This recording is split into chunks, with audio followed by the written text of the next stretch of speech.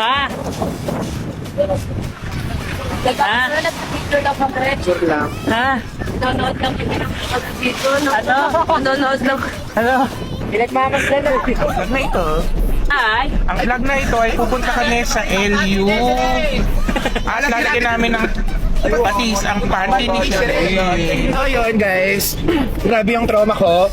Actually, grabe sa nangyari lahat kagabi. Like sila Riri. Alam nyo guys, yung nangyari kagabi, ang lala. Kasi feeling namin second life na namin yun. I-explain sa inyo ni Riri kung ano nangyari. Kasi mas maganda siya mag-explain siya ang nasa harap. Riri!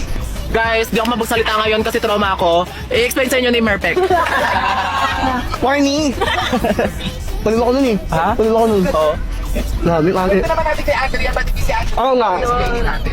Guys, nandito lang po ako sa Manix House kahapon. Wala po akong alam sa nangyari. Si Shalane po parang may mga kwento siyang gustong ikwento. So yun guys. Wala.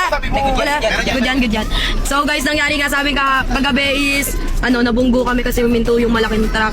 Pero, ayun, ligtas pa rin kami. Thankful kay God kasi safe kami. Walang na-aksidente sa amin. Natin, pasag yung harap. Yes. Wala namang sa amin. Naumpog lang kami. Ganon. Ako guys, buti na lang nandun si Clarence sa harapan ko kung hindi. Ay, hindi. Totoo lang ha. Kasi kung wala siya dun sa harapan ko, nandun ako sa pagitan ni Ate Riri tsaka ni Kuya Lalong. Bakit si Kosuki ka, inarang yung truck sa likod para di ka matamaan sa harap. Kaya nga. Di pa salamat na rin sa kanya. Ganon. Di pa nga kasi tapos magsalito eh. We're here na! Yeah, we're here!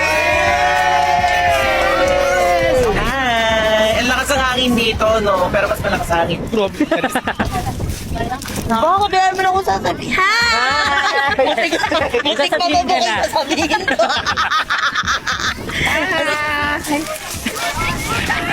Tungtok mo ba?